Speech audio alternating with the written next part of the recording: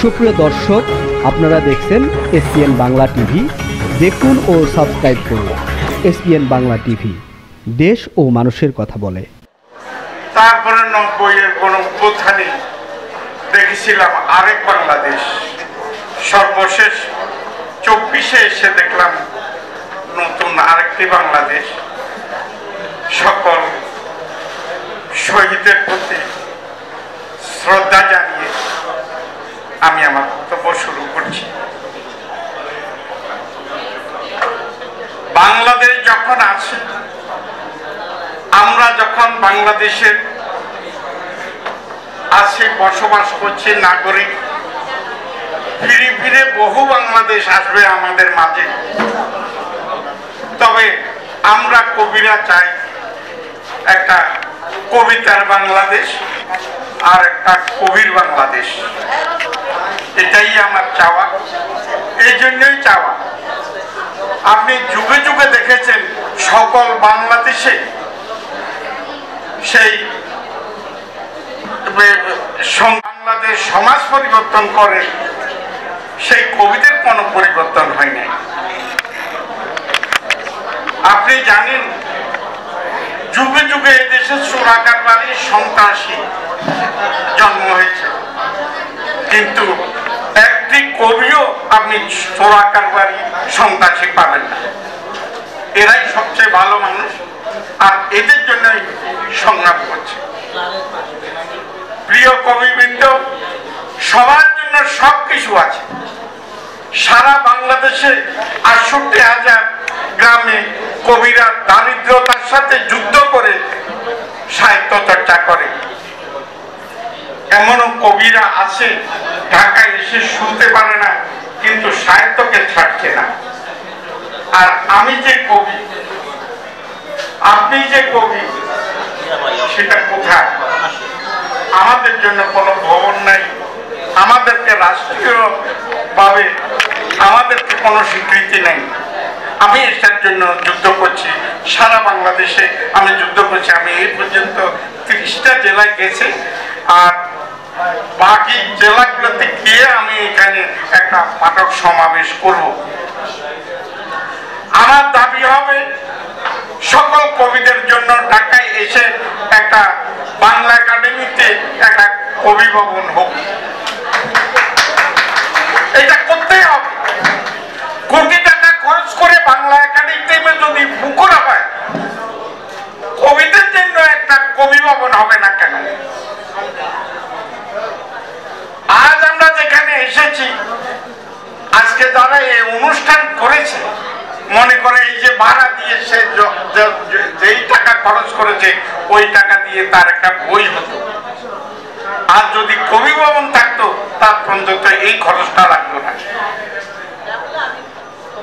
আমি সেই দাবি নিয়ে গত পরশু আমি বাংলা একাডেমির মহাপরিচালক মহোদয়ের কাছে আমি একটা স্মারকলিপি দিয়েছি। বলেছি আমাদের একটা কবি ভবন চাই, কবিদের জন্য উন্মুক্ত অনুষ্ঠান করার জন্য একটা ভবন চাই। উনি দীর্ঘ সময় আমাদেরকে দিয়েছেন, আমাদের কাছে 1 মাস সময় চেয়েছেন যে আপনারা আবার 1 মাস পরে আসেন। এরই মধ্যে আমি কি করি, আমি দেখি কবিদের জন্য কিছু করতে পারলে, উনি বলেছেন কবিদের জন্য কিছু করতে পারলে আমি নিজেই ধন্য।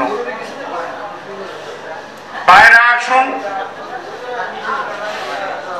বাংলা একাডেমিতে কিছু পরিবর্তন করতে হবে। সংবিধানে ওদের যে আইন আছে, 1 বছরে 22 জন কবি নাকি ওই যে বাংলা একাডেমির সদস্য হয়। আমার বয়স 64 এখন, আমি তো আর স্বপ্ন দেখি না। আমি বলেছি উনাকে যে 22 করেছে, তখন হয়তো বিবেকের তাড়নায় করেছে, এখন এটা পরিবর্তন হবে না কেন? পরিবর্তন করতে হবে। উনি বলেছে যে উনি এটা দেখবেন। আমি সদস্য বাংলা একাডেমি হতে পারলাম না, হই না, দরকার নাই আমার। আমার যদি একটা কবি ভবন হয়, যারা লেখালেখি করে তাদের নাম গেজেট করে আমি একটা ওই গেজেট আকারে আমি করতে চাই, এবং সকল কবিদের একটা বই আমি ওই কবি ভবনে রাখবো, যেন আমার ছেলে আমার নাতিপুতিরা বলতে পারে যে আমার দাদাও কবি ছিলেন।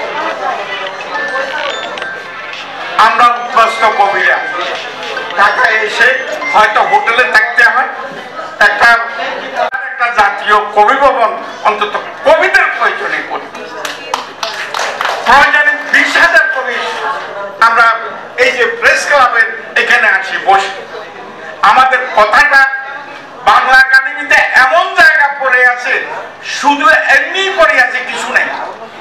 তো সেখানে তো একটা অন্তত রুম কবিদের আড্ডার জন্য দেওয়া যায়। আর যাই হোক, বাংলাদেশে বা ইয়াতে না থাকুক, বাংলা একাডেমিতে না থাকুক, বাংলাদেশে তো আরো পরিত্যক্ত বাড়ি আছে, তাহলে সেইভাবে আমাদেরকে একটা দিক নিচে সাদা দিয়ে ওইটাকে আমরা কবি ভবন করে তুলব। তা আসুন কবি ভাইরা, আপনাদের কাছে আবারও বিনীত অনুরোধ করছি, অন্তত আগামী প্রজন্মের জন্য আমরা একটা কবিদের জন্য স্থায়ী একটা কিছু করে যাই। আমার কবিদের জন্য বৃত্ত ভাতা নেই, আমার কবিদের বই পাইপ করার জন্য কোনো ব্যাংক থেকে কোনো কিছু পাওয়া যায় না। এগুলো আমরা কবি ভবন হলে আমরা বসলে আমরা এটা সব করতে পারবো। আগে একটা কবিদের জন্য ভবন হোক, সেখানে রাষ্ট্রীয়ভাবে একটা স্বীকৃতি ভবন হোক, সেই ভবন দিয়ে আমরা আমাদের কথাটা সরকারের কাছে বলতে পারবো। এখন আমরা শূন্য ছাড়া কার মাধ্যমে যাব? আপনি সংস্কৃতি মন্ত্রণালয়ে যান, পাশ পাবেন না, কথা বলবে না। আমরা তো কবিরা বিভিন্ন গ্রুপে বিভক্ত হয়ে গেছি, এক একজন এক এক গ্রুপ করে পড়ে আসি, অন্য গ্রুপে তারা যেতে পারবে না। কেন? আসেন, সব গ্রুপে থাকেন, কিন্তু কবি ভবনের সাথে আমরা এক হয়ে যাই। এটাই আমার শেষ বক্তব্য। আছেন এখানে আমার সাংবাদিক ভাইরা আছেন, আমাদের দাবির কথাটা তুলবেন। এখানে গণ্যমান্য ব্যক্তি আমাদের প্রিয় কবিরা আছেন, ওনারও রাষ্ট্রের বিভিন্ন পর্যায়ে ওনাদেরও পদচারণা আছে। আমাদের দাবি, কবিদের দাবি, শুধু আমরা একটা কবি ভবন চাই, আমরা একটা কবিতার আড্ডা চাই। সবাইকে ধন্যবাদ জানিয়ে আমি আমার বক্তব্য শেষ করছি। আসসালামু আলাইকুম ওয়া রাহমাতুল্লাহ।